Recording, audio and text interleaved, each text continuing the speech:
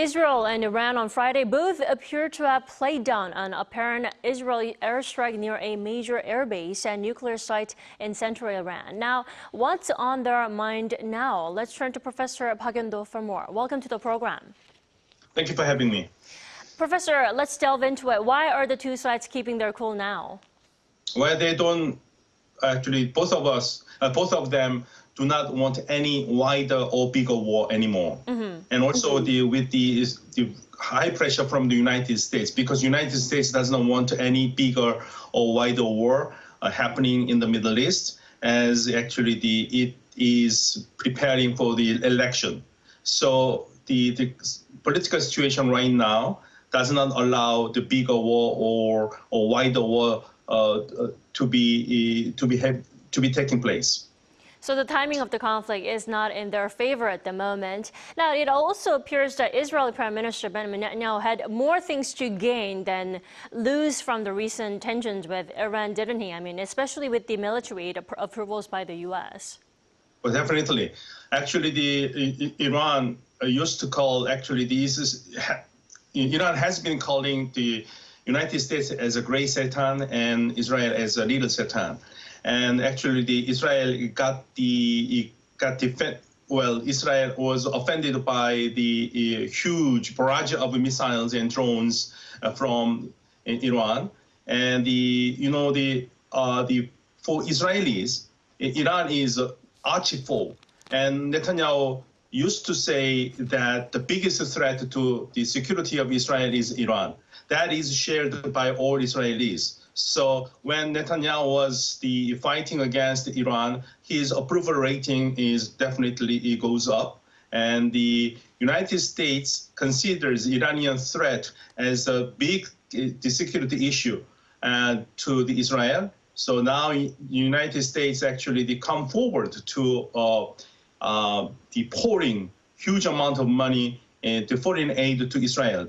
So the Netanyahu didn't lose anything, even though some of the military bases were destroyed by the Iranian forces. But nevertheless, his political life is actually strengthened, and also his popularity, particularly in his fight against Iran, goes up. Definitely. The thing is, the tensions are yet to be tamed. And how likely is it that Israel and Iran will actually push ahead with a full war confrontation?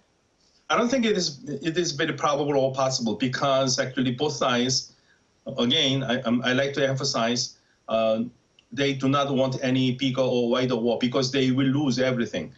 But so-called shadow war, the using proxies for confrontation between these two will continue. And also the Iran would not step down. Iran would support the proxies, so-called proxies. Those actually the military militias and military organizations in Lebanon and Iraq and Syria and Yemen. And at the same time, Israel would not stop providing assistance to the anti-Iranian government forces inside Iran.